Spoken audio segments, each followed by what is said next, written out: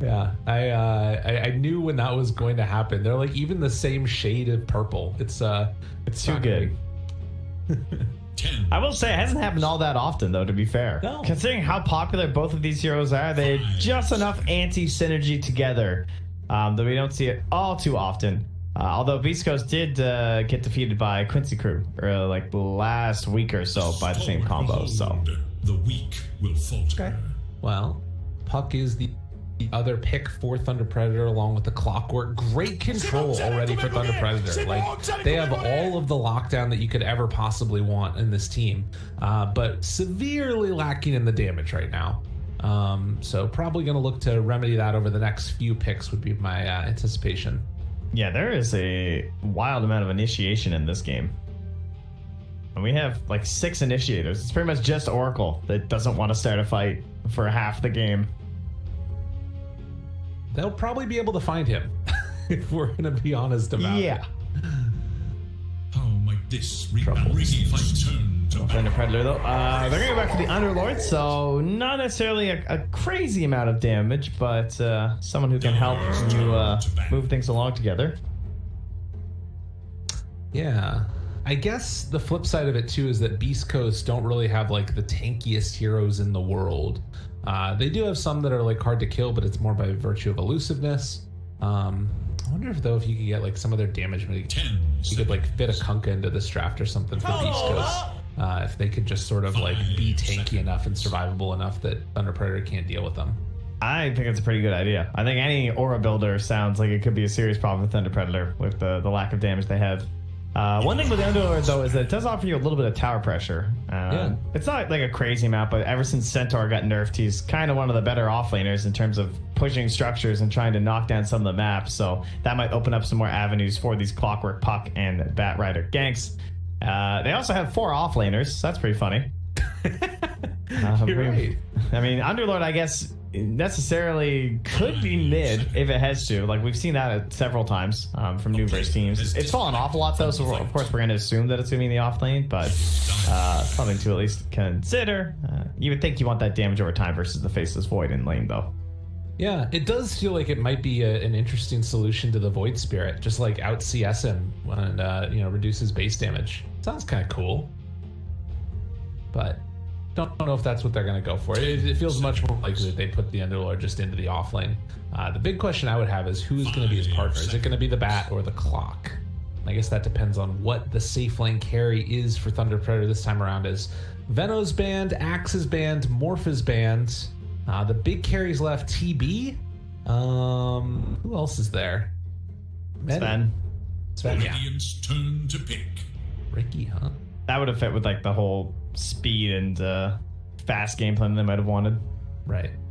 Dire must choose. And there it is. Fun. So they're just going to, I mean, I think the reason that Sven's good is because you pointed out just like damage, right? That's kind of all they need. And there's so much setup, and that's what Sven struggles with. Like Sven and Naga always come to mind for me as 2 heroes that really thrive when they have some additional control in a team fight, because at least Sven has like the Aghanims now, which can really help. We've already seen how much more powerful that's made the hero, but he really just wants that like initial jump, burst, and that has to like win the team fight. Yeah. So with all this additional control, you're gonna hope that this is gonna make it easier. Now, the laning scenario is just completely up in the air for Thunder Predator. It's like, we could 5 the Clockwork, we could 5 the Puck, or we could 5 the Bat Rider and work from there. And they're going to come back for the big chonker slicer in the Necrophos. Interesting. Well, obviously, you've got Reaper Scythe, great at bringing down big tanky heroes. They probably have enough damage to sort of deal with it early on, if you know what I mean. Like, get them down to the low enough thing where you're going to be able to scythe them. We got the Paraman. I'm curious to see how this works. Don't really know whose draft I like more, though. See, it's MJZ Bat Rider, Leo Styles playing the Puck. Okay, and yeah, then it's going to be Matthew and MJ. Very interesting. I think I kind of like Beastcoast. I feel like Matthew has some hard targets. Like, vision for the Oracle was probably one of his biggest concerns, and trying to just create some separation so that there won't be any saves from Stinger. But like, who's he even saving them from? Because it's a 5 bat. So then I guess he's just trying to like help out individuals that are caught in these like coils or underlord routes. But I just feel like the pacing seems fine from Beastcoast, and then you always just have this big scythe that might be eliminating someone every single team fight. And I don't think it's a particularly bad Necrophos game defensively either. Like they don't really have a lot of good ways to deal with the Necro. No, the silence from the puck is probably the... Well, I guess the Bat Rider is sort of annoying, but as you said, it's a 5 bat, so it like sort of mitigates that potential harm. And you've got tons of like team fight helpy things around the Necro to keep Whisper alive and keep it. So yeah, I'm tentatively optimistic about Thunder Predator's draft just because they're all so tanky. But I can see what you mean about like if Whisper gets off to a hot start in particular, things could look spooky. The other thing is that Beastcoast have just been playing so well. Like they were in some weird situations yesterday where the games were looking rather dire. As Dota Plus like to paint at 96% at like 15 minutes or something that they were gonna lose, and of course then Hector comes online and things look a hell of a lot better for them. Meanwhile, Thunder Predator, they did go on a little bit of a slump, right? They got 3-0 by Quincy Crew, which is no shame. It's Quincy Crew in the grand finals of ESL, but then they dropped a game to Omega Gaming as well. So they're trying to pick themselves back up from when they were like taking the big wins off of like the Zoomers and whatnot. Yeah, and I guess that's just sort of naturally going to be the ebb and flow of like the interregional and intra-regional matchups, right? You got like sort of this, you become a really good team, then people look at what you're doing really closely, try and figure out how to counter it, and then all of a sudden you got to come up with a new style afterwards, which feels like maybe it's kind of what happened to Thunder Predator a little bit there. But we'll see how this ends up working. It's good also to see Hector back and see Stinger's able to play as well. For anybody that hasn't been watching, Hector was out for a couple of days, and Stinger and their coach Moose has been having to stand in for them depending upon which server they play on. Because he sometimes struggles with the ping situation. So everybody trying to deal in these trying times of pandemic world. Sounds like a really bad board game. Pandemic's a great game. What are you talking about? Well, I mean, it's just Pandemic World, though. Is that okay. Just sounds, it's like the budget version or something. Pandemic is a pretty good board game. It's true. It's a little bit too real now, though. I know.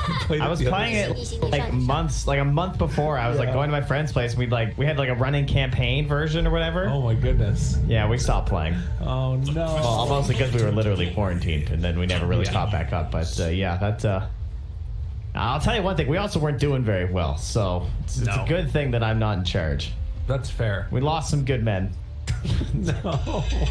Yeah, I've been wanting to get back into doing some more tabletop simulators. That's like, if you can get a group together to do that, that's where it's at. It's definitely quite fun. But regardless, we're into the game. Good luck, Matthews. We got Ligo Tekka. What is he saying?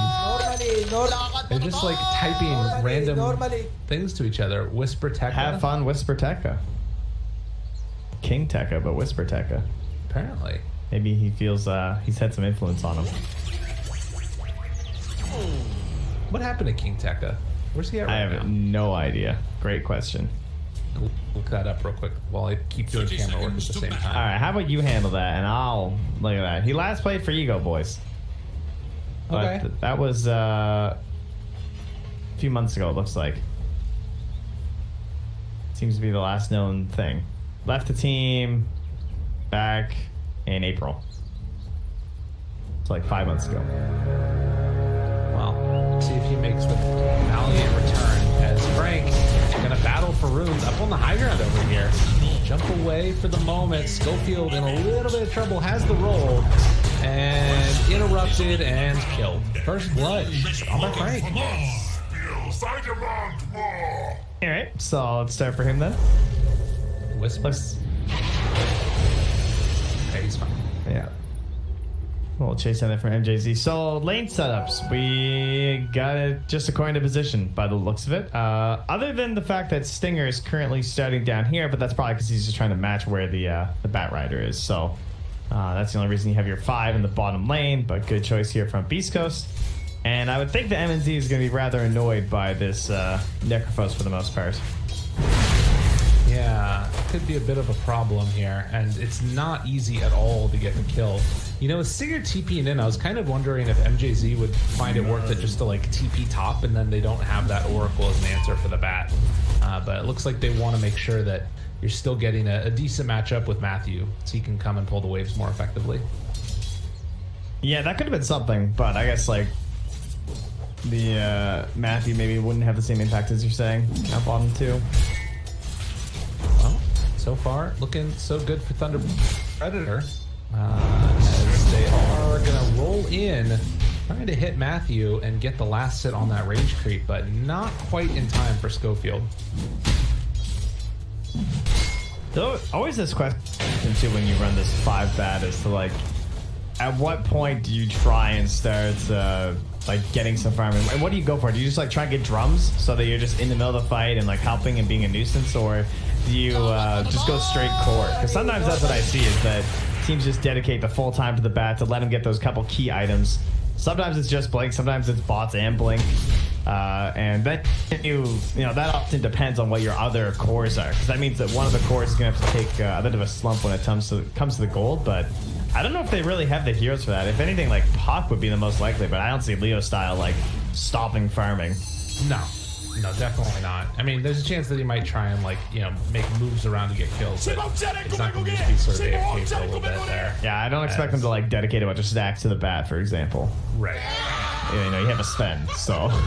Got to stack for yourself, MJZ, and then give him up afterwards. Take that. Well, to be fair, you do make a lot of gold just from stacking. So yeah, if the vat wants to make the stacks, that's a pretty good solution.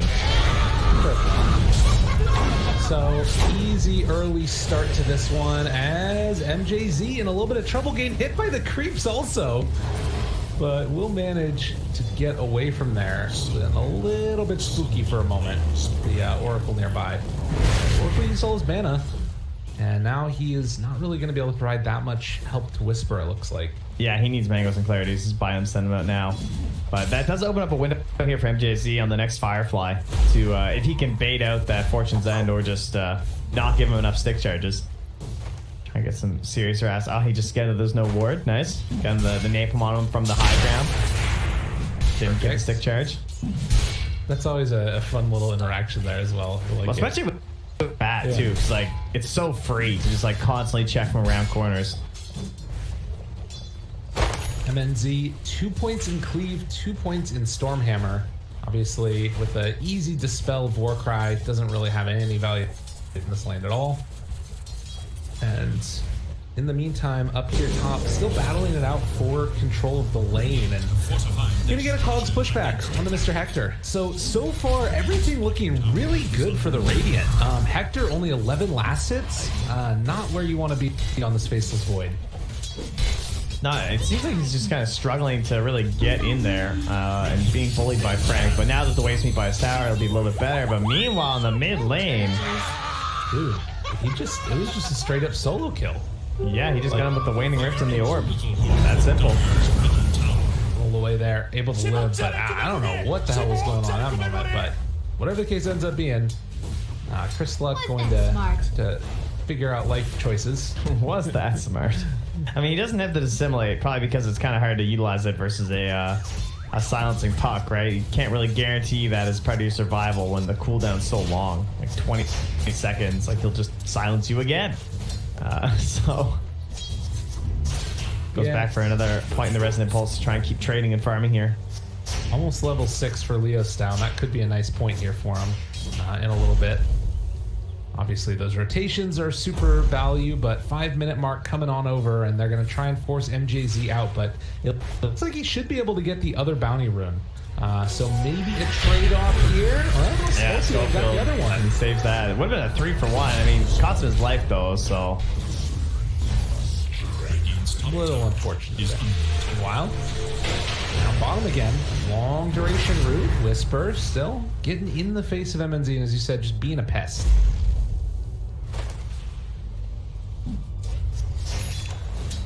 Yeah, I'm not sure what MZ does now. I think he might just be jungling for a little bit.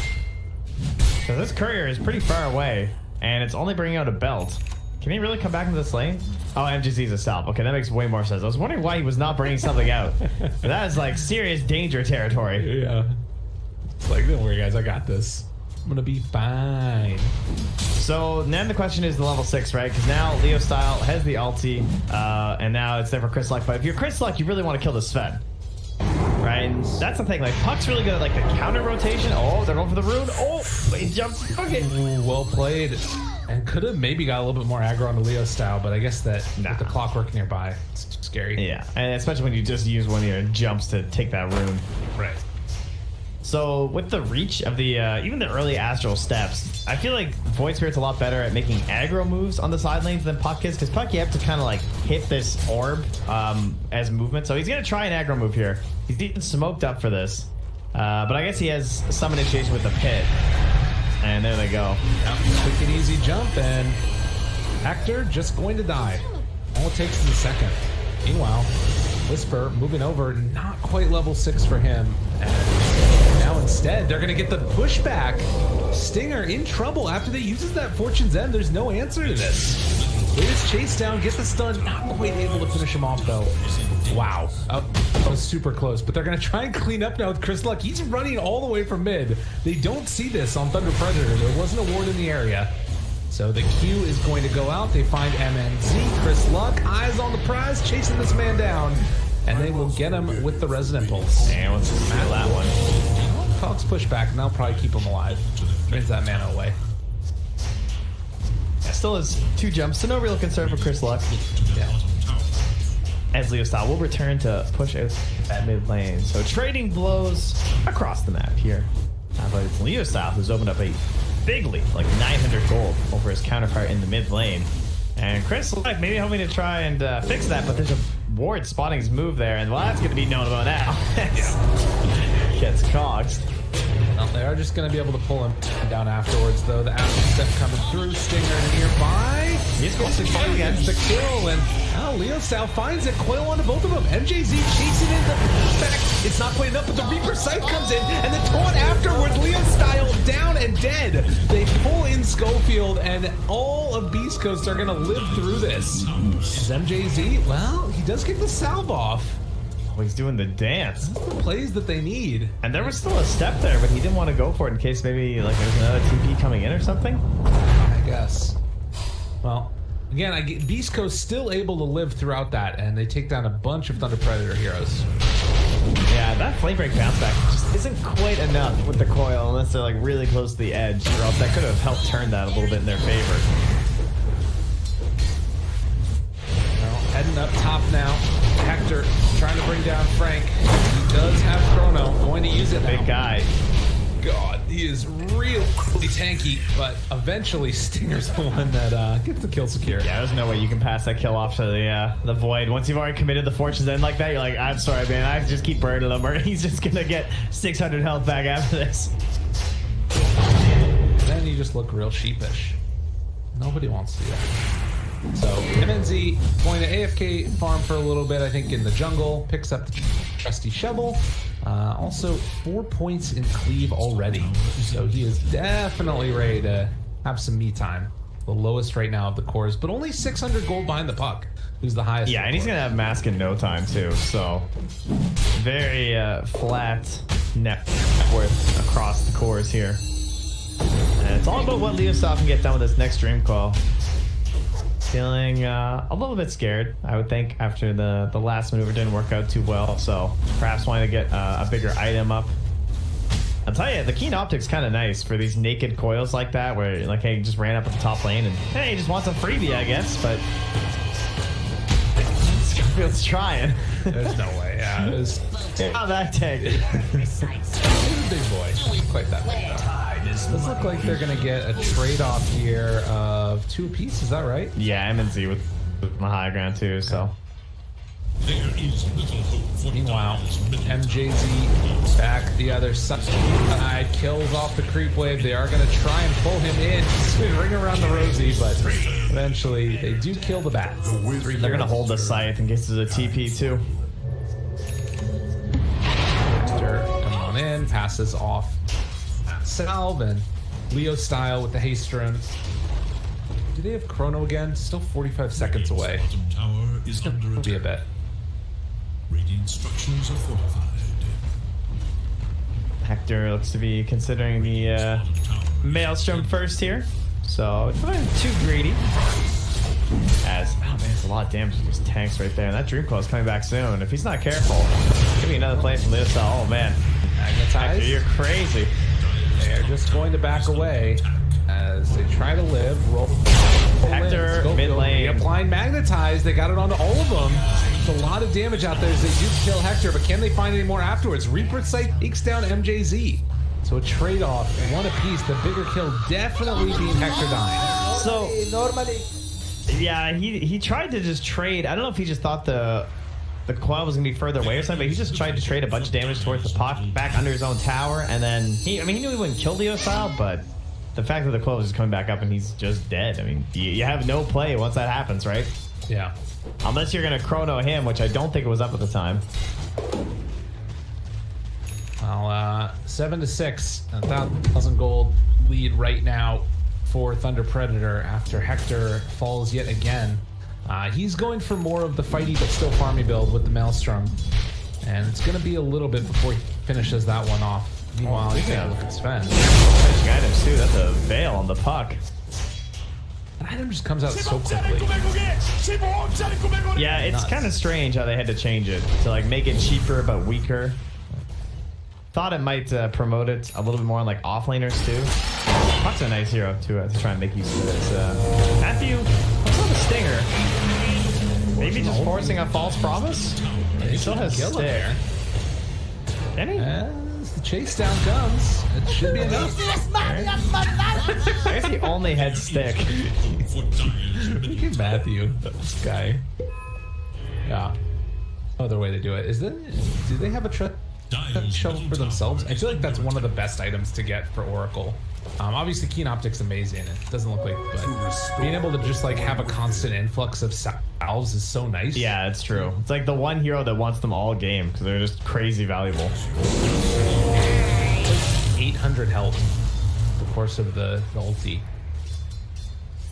Yeah, it's something. Well, they do have the silence, the veil, the coil is out, and can they kill him off? He's gonna get the snap as well, but they lived through it on the Necrophos. They're only gonna finds get. He's MJZ. still 5. I was like, he was 5 when he died bottom like 3 minutes ago. MJZ is kind of having a tough one, but they jump in on the silence afterwards, able to get the Oracle kill. And now Whisper, he's gone a bit too far forward, does still have the Reaper Sight though. Think about turning back around to hey Leo style if they want. Roll in, hook shot afterwards. Matthew's the play that they needed there, and they won't get the scythe off. Now Hector shows up. It all falls apart for Beastcoast. Yeah, MNZ coming through. Yeah, Hector's the one who didn't feel like joining. He had no TP. I think he TP'd bottom. I don't think it was available. But that really hurts because that was a big team fight, and he obviously had the chrono up too. So they got greedy, just going for the kill on the Bat Rider. I mean, I agree. I thought it was gonna be pretty easy for them to chase down. They had so many spells, but they weren't able to like land a scythe and just get it for free. And then the turnaround. What an angle by Matthew to find that as well. That was nutty. He like went between two heroes or something. It looked like, but it was the perfect hit because like if that scythe gets off, I think that turns the fight. I mean, you could take out Puck. Maybe he doesn't get his second salvo of spells off or whatever. But in the end, it did not happen. Now it's a 3,000 gold lead for Thunder Predator. Chris Luck, Yule's done, so he can kind of set up for things. They're going to try and smoke and just go again. That'll be the only punish here onto Leo style, right? So he hasn't built a defensive item. He's got Veil right into the blink, so might be punishable by Chris Luck. They're going to jump on MJZ mid. They get the kill. But at the same time, 4 bounty runes. Looking like they're going to be picked up for Thunder Predator as Frank wants to fight to get a big old jump there. Coil afterwards on to 3. Dude, they got demolished. Whisper in trouble afterwards as they hook shot in, trying to run away. The chrono, though, lands. Is it going to be enough damage? No, all the Predator in the chrono. Hector trying to run away. They bought back on the Oracle to get into this fight, but the chase is there. Chris Luck saved, false promise, and then got the eels coming in afterwards. But the chase is there as they get another route and the rundown. Chris Luck tries to assimilate away, will live with that bottle regen keeping them up and surviving, but another tragic fight as they find themselves the Earth Spirit. Schofield in trouble, and he too will fall. Oh, they're just taking too many fights before Beastcoast is ready. Like, now there's a pipe down on the Necrophos. Could be so impactful here with how much magic damage is flying out of this puck. 3,238 damage. 4 orbs from Leo style during that. Like, he's just leaping all over these fights. And again, it's the Veil, right? It's just coming out again and again, and all 5 kills. 6K lead right now for Thunder Predator. They are pushing the limits exactly like they needed to with this kind of a lineup, right? We talked about how they had 4 offlaners to start. This is what you want to do, right? The reason these should be offlaners is quick fights and initiation and just pickoffs across the whole map. Sven's your big backbone to eventually bring this one home. But they are just laughing away right now. They're having a lot of fun on Thunder Predator as they just blow up Chris Luck down their bottom. Yeah, and definitely feeling back in form for the Thunder Predator boys. They're playing quite well here. They will get a D ward up on the high ground as well, and as you said, 6,000 gold lead, 16-7, and feeling like they're kind of just controlling the entire map.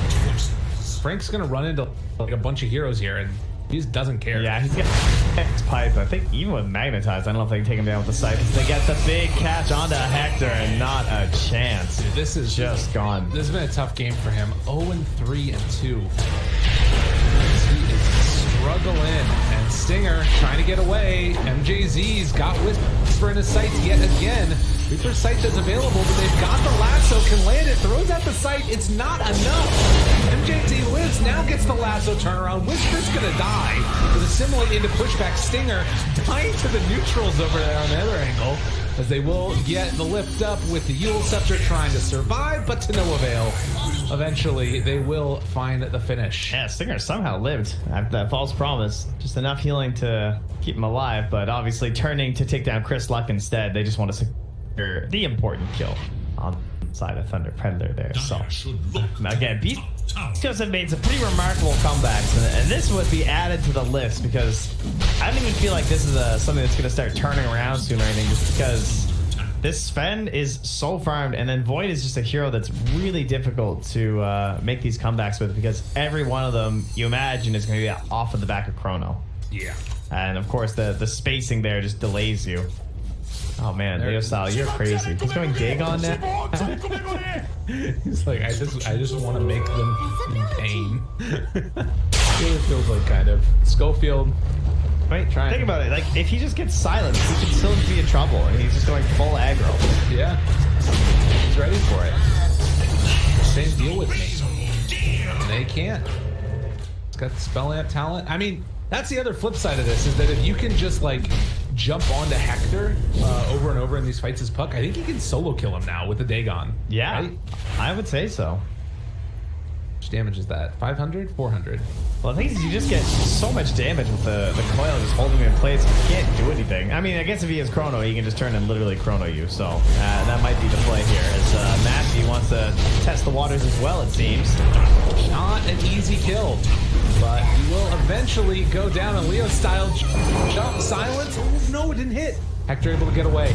So they salvage this. Roll in, going to be off the mark. The pushback from Flame Break. Puck looking for a murder target. I will also say that the Chris Luck Void Spirit has fueled those comebacks, where he has made some absolutely ridiculous plays, and he does have a clumsy net too. So Leo Styles' decision to not get a defensive item could pain him, but hey, he got the silence first, and even secures it with the coil to get his monster kill streak. Leo style has been ridiculously good. And for anybody that, again, is tuning in right now to this tournament, hasn't got to see a ton of them, the other day I said that I felt like Leo style had been the player of the tournament so far. He's keeping that up right now. Yeah, it's true. He's looked so incredibly good in these games. As Stinger trying desperately to get out of there, but the lasso, it is not going to allow him to escape. He was trying to find the hookshot angle too, so now knowing that they have the hookshot, he says like, let's just keep going. Try and find some more. Leo Styles leading the charge. Middle tower is under attack. Frank, 141.5 damage right now, just beating into the tower. They're going to take this here too. I do not think that it is particularly easy for Beastcoast to stop this. No, it is most certainly not. Did you see that moment of hesitation when Leo Styles queued up a Lincoln's? He thought as he laughed to himself and bought another recipe. Look at this. Look at this. How is this fair? Now Coil back on cooldown. Why didn't you get him? Oh, Leo Styles, you could have. All right, well. He is an essence ring. I do think that saves him, actually. Okay, fair enough. Middle tower. That's a big chunk of HP for a puck to get through. Clearly needs more Dagon. Or a refresher.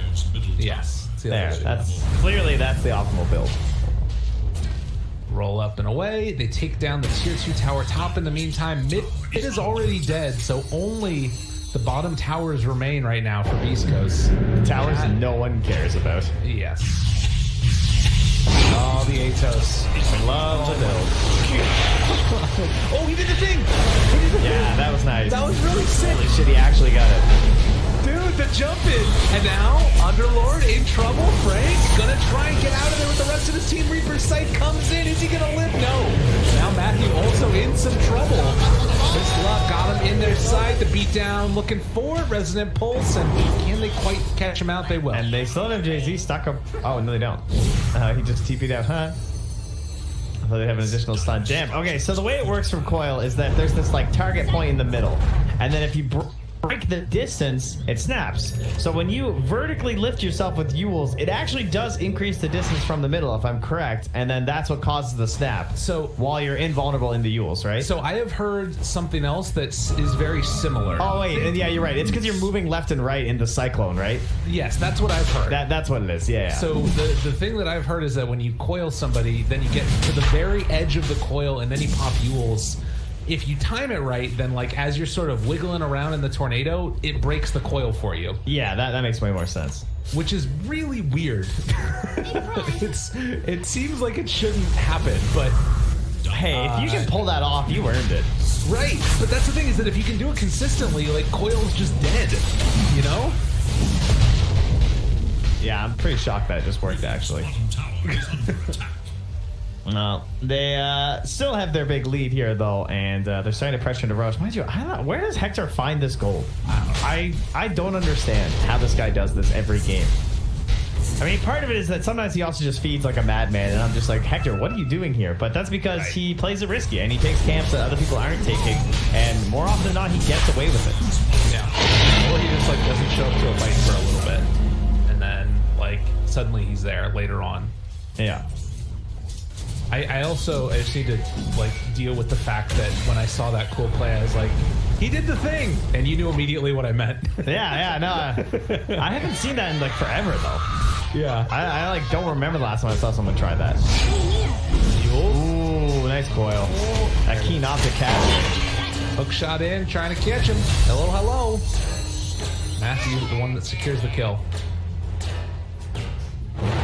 They're going to try and push down bottom lane next, it looks like, with the BKB, Sanjin Yasha, Mask of Madness, Sven, who is getting close to an Aghanim Scepter. As back towards mid, they run the Stinger again. Frank just swipes him with his big old paw. Takes like quarter of his HP.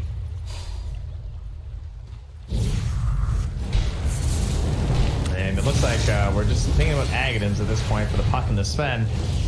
Jay-Z, they got him in the sights, and smooth afterwards. Hector, fine. They do have Lasso, but with the Oracle nearby, you can't just commit it like that. I like this Battle Pass Mjolnir. You can actually see how effective the item is with static. Even into the side now, and then Z looking for the opening. Chrono is landing only on the 2. Meanwhile, the Uber lifts up on the Sven. They're going to find the kill on the clock. Now trying to turn on Whisper. He buys back. They're still controlling MNZ with the Aegis alive for a very long time. Can they kill Hector? Well, good play there, but he's going to get stunned and taking a ton of damage. Stunned forever. MNZ just keeps swiping into Hector. Does go for the jump away afterwards. Leo style. Down somewhat low. Will to go for the phase shift. Still nobody dying. Hector lived through the first. Now they've got eyes on the Oracle. They don't have like any spells though. Time dilation afterwards. Another Matthew has root hook. catch on the team, and they're just trying to get him out of there. Frank still has ulti. They're not popping it yet to try and get everybody out of there. So MNZ looks to be the one that goes down, and now he finally decides to pop his ultimate, and it's just going to waltz away afterwards. So they waited out the God Strength. Right? I mean, they didn't get the Aegis. They almost did. MNZ got quite low. But they felt confident going back in once that was down, and now they're going to jump on MNZ here. Not sure how, yeah, I don't think they really need to go too crazy attempting their kill onto him. I don't think that's worth it. But mid lane, That's the thing. Right there on the Chris Luck, rooted afterwards. Can they kill him off? No. Jump away afterwards.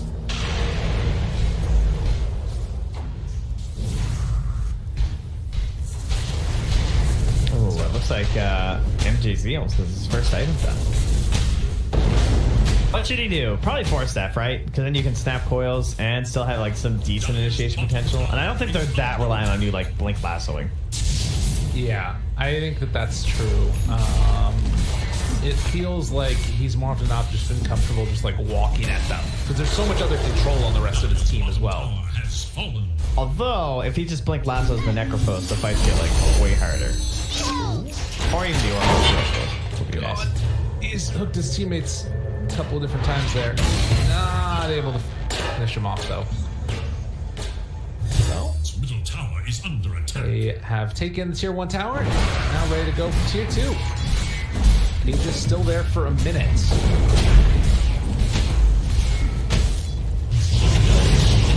Roll, push back, Superman style, finds him on Schofield, but a disarm for the moment coming from the Oracle.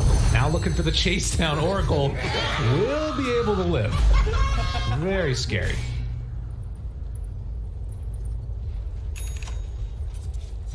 $11,000 Alright. gold lead. Have they really changed the status of this game? Not much. I mean, they have stabilized things first off. You know, the accelerated growth has not continued here for Thunder Predators. That's good news. But there's still a lot of work that has to be done here by Beastcoast, and frankly, it's gonna have to come off the back of the big Chronos, right? It sucks when you have all the pressure's on, but you know they don't have the big saves still, unless you count like the Uber. Right. Maybe that'll be something to get them out, but I would guess a smoke after this Aegis could be coming from Beastcoast. Seems like it's the main avenue that they have to Is no more. try and get a solid initiation. And Thunder Predator are like somewhat spread out right now, so there's some potential there to find a pickoff and get the right target. Leosau still doesn't have a defensive item. Dude, Like- Leo style, but I know, but it's like so tempting. Yeah. You just see him. I'm sure that they just keep clicking. I'm like, all right, Lincoln's, Lotus, Aeon Disc. He's got nothing. How can we not kill this damn puck? kill the puck. It's But that easy. no such luck. Kill that puck. Whipped up now. On to the Underlord. Taunting A1 Hector, just trying to beat into him. Hook shots available in just a moment. The Reaper sight not enough with the fight. Frank is still living. They get the ulti off finally. Chrono's gonna land. He's still living through it. They almost didn't get him, but now they're gonna run down Schofield afterwards. So 2 already dead for 1. And MNZ maybe in a little bit of trouble here. Okay, they pop the BKB, turn to fight, wants to fight him, but Matthew has immediately the won't eggs. promise. Dude, Stinger, what a play. Okay, what else can they find now? This style, looking for the follow-up jump. They blow up with Matthew. The axe, he's overclocked. Run away. Speed's about to explode. As they go for the dissimulate to try and run away. Chris Luck under control. Yule Scepter to dodge. Needs more mana for the stun and can't quite find it. Although they do see him. Jumping. Oh my god, that was close. Man, Matthew waited for so long up on that high ground. Yeah. They just like camping, waiting, holding that overclock until he saw that there was going to be a moment there, because you know Hector's going to play a certain way, trying to actually utilize his time walk, and he just broke the void. Right? He's just like, okay, well, when you're going to try and space your HP bar versus my Sven, I'll just suddenly hookshot you for the second time this team fight, and everyone's going to be a little bit confused. Yeah. Overclocking thing is so crazy. It's only a 60-second cooldown. Like, Yeah. It feels like it should be more than that. Nah. It's No? fine. I think it's balanced. I thought we would see more of it because at the start of the tournament, it was way more popular. Right. But then Clockwork got pushed into 5 more often than 4, so we stopped seeing the eggs as much. Well, currently, the Sven is very large and in charge and has the Chrysalis done, getting closer and closer to that Daedalus on top of Aghamus. So when he jumps, he'll die. Speaking of which, Chris Luck able to walk out of that Pit of Malice. Dire's bottom tower is under 30 minutes in, they are stuck inside their base. There is really not that many places they can go. You got attack speed picked up for Hector now, but it feels like they have to get kills with this Reaper Scythe. Like, going on the Underlord, it's too hard to kill him for the value that you get from it. It's got 57 regen just passively. They will instead run into the Clockwork. Reaper Scythe is out, and he is going to fall. They managed to get the kill. Meanwhile, Chris Luck jumping in, trying to find another. Can they kill any of these other guys off? Hector dead! Dude, they just swiped him. Oh, and now the lasso onto Whisper. The long-range jump in immediately kills Whisper afterwards because of Stormhammer cooldown and the spells. And that is 3 dead. Ready to go for more. What a game from Leo Style. And just him and MNZ working in tandem to ensure that the one win condition of these Chronos just not even going to get off. And of course, it's still a long shot even with the Chronos, but you can just make sure that he can't cast them until he gets killed in 3 swings. Yeah, well, I think you're probably going to have a pretty good game. Yeah, dude, they're rocking it right now, and they've not been able to get the Chronos they wanted. They're taking the mid-tier 3 tower, ready to move on in for Rax as well. It is a tough time, indeed. They made this game look really easy, but I don't think it was that easy. Like, I think that the pacing that you need to make this kind of a draft work is not the simplest in this meta. I think for the most part, it's easier to just like sit back and play off these big carries with like kind of like a half semi-carry, kind of like Void Spirit. I mean, Void Spirit is this hero that scales like a little bit better. But anyway, fight begins again. Jump away. Frank's like, come with me for perfect. Can't kick my buddy out of there. Oh, follow the fortune's end. It's going long range. Kamehameha. It's gonna turn back. Oh, I thought it was on the puck. What? Oh, it did. Wait, what? Oh, there it It's goes. going. It took a second for it to realize. Get rooted. Wow. Amazing. Can you imagine if they cancel this TP when losing base? The big plays. Silence on the Frank. Now the jump in. Trying to find anybody. MNZ spots Hector, spots Whisper. Hello, Whisper. Oh, with the chrono save. Did you get the coil onto both with the leash? They break the coil with the push out. Oh, well done there. Secondary lasso takes down the Void. Chris Luck, the other Void, who's going to be left behind as he tries to escape, tries to run. Do they get some vision? They will indeed. And the stun. MNZ is too terrifying. Alright, let it go. GG is called by Stinger as Beastcoast get crushed in game 1 by Thunder Predator. Excellent strategy. Not many. They might have lost the tier 2 bottom. I'm not even sure with how long that they were just playing on the dire side of the map, but there certainly was not much hope.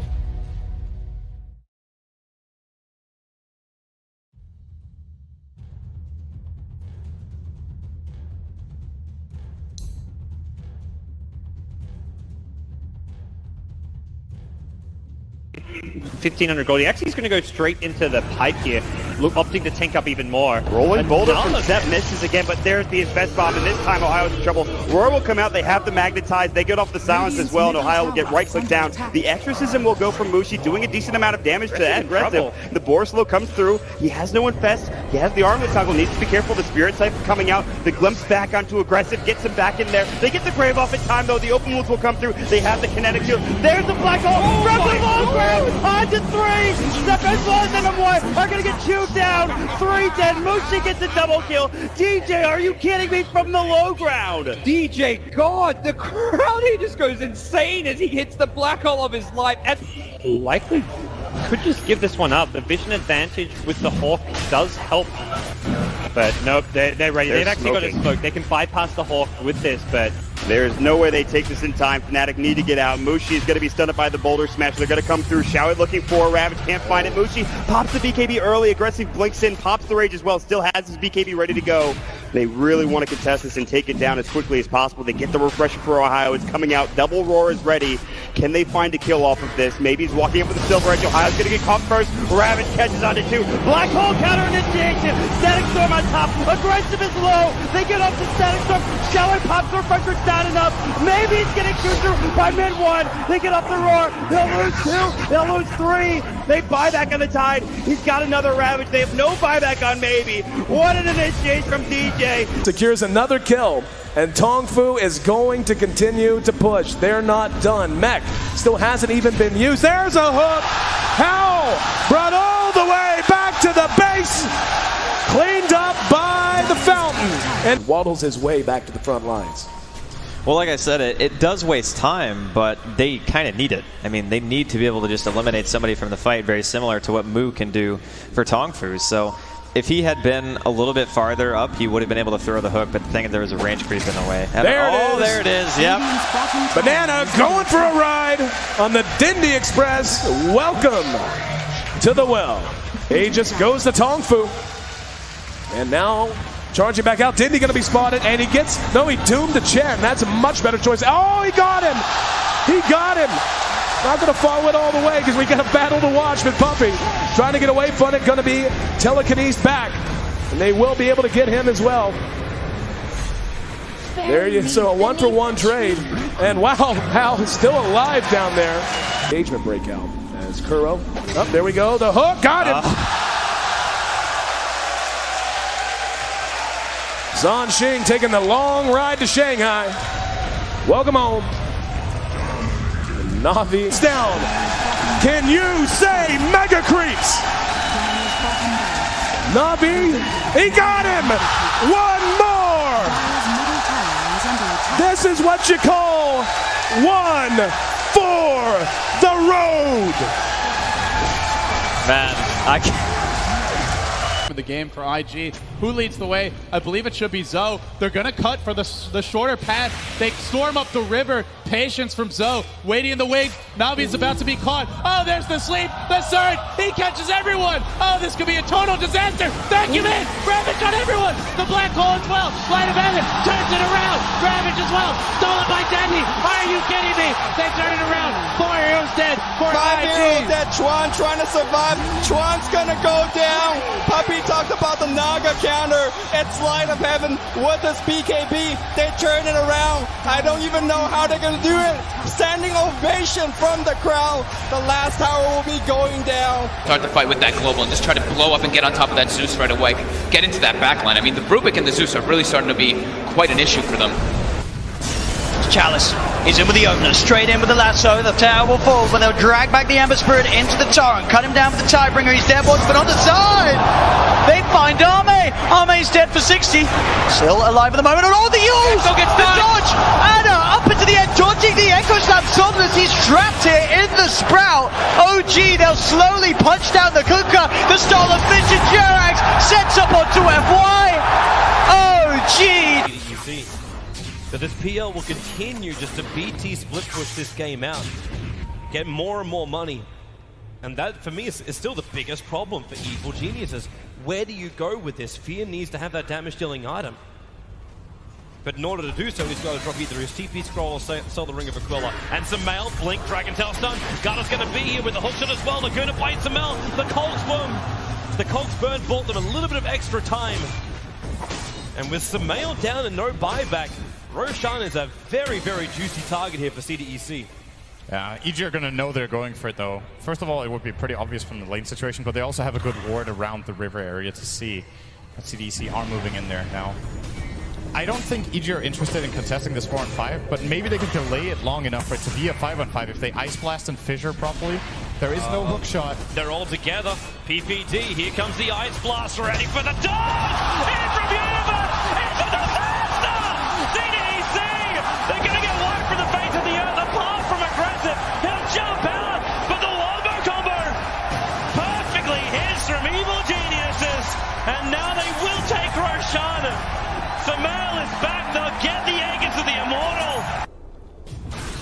OG right behind Ame. Gets the jump, finds the Pugner. Vision will not find and stun Pugner with no buyback. OG, they were really playing with fire. The Hex is out in the Terrorblade. Spectral Haunt looking for the front line attack, but that's why Somnus goes into the back line. The BKB, they're into the back line. Shaker, he's bouncing around. Hawk shot, she stuns on the way through. It's gone. No buybacks available. Have LGD done it? They're holding Anna. Hold him in place. Chalice will find the damage. F5 will die for it. No, really? Anna is actually running away, but it won't stop Arme from blinking up, looking for the tier 3 tower. 2 players left alive for OG. They're the big ones, however. Thompson and Anna on the defense duty. Fortification. It's delayed as much as they possibly can. And now the jump out. Hex, the boy in the bubble. Thompson able to be protected once again. Chalice very, very low on mana. They have a lot, but Ame, he'll change the life with Anna. Thompson needs to be pushed away. Able to do so. F-Line jumps onto the illusion only, so the hookshot won't be able to connect. But Anna, he needs to retreat. There's so much damage. Anna.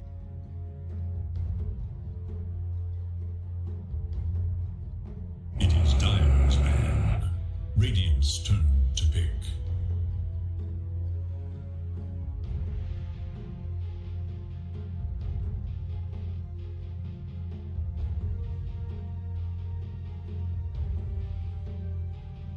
Dire's turn to pick. Clockwork.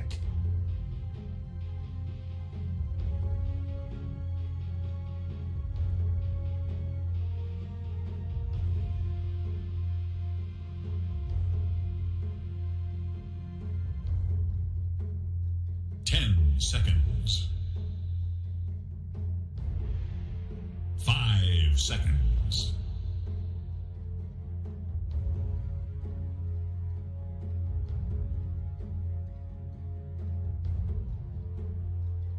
Radiant's turn to pick. Enchantress.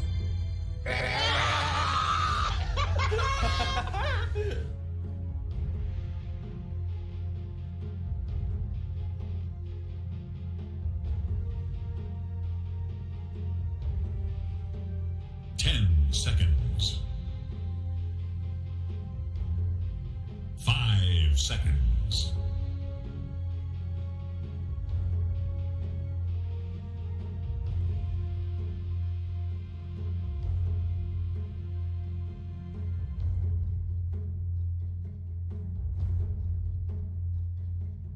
(15억짜리 꿈의 고기 15억짜리 꿈의 고리)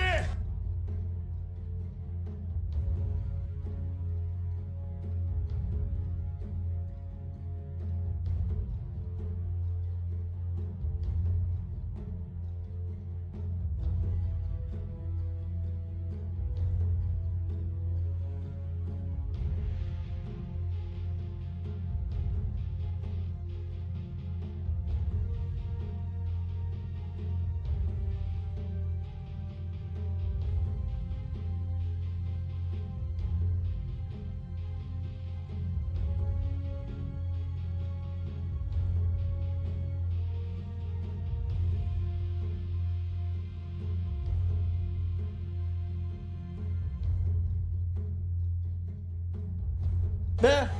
No. 네. No. No. No. To pick. Disruptor.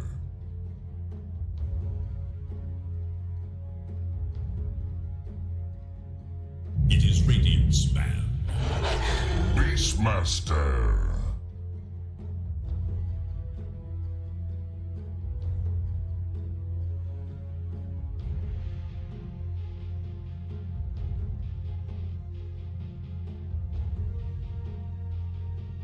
Seconds. 5 seconds. It is Dire's ban.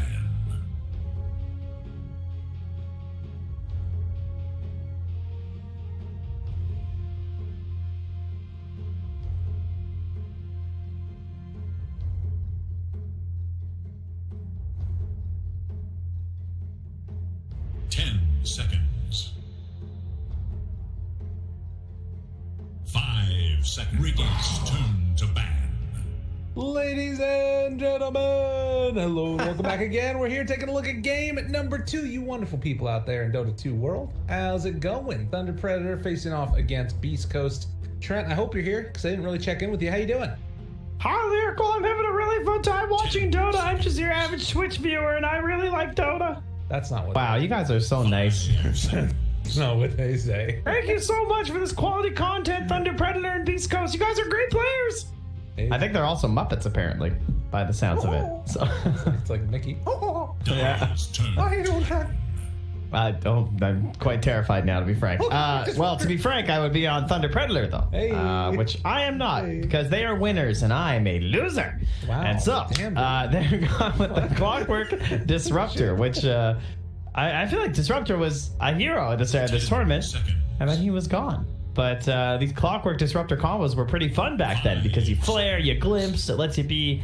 lets you punish a little bit more as Disruptor, just like even more range with your glimpse, and easier to punish teams that even if they took your tower, they better be leaving as 5 and defending their allies.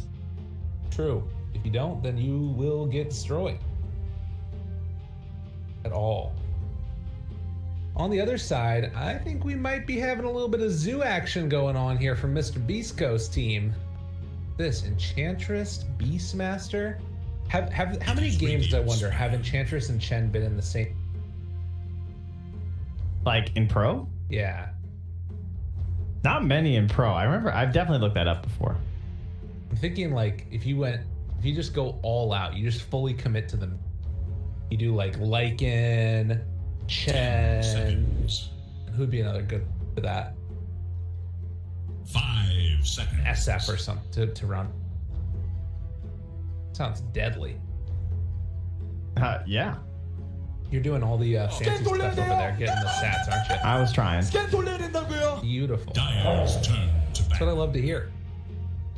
Ban out the CK, ban out the Terrorblade, ban out the Spectre.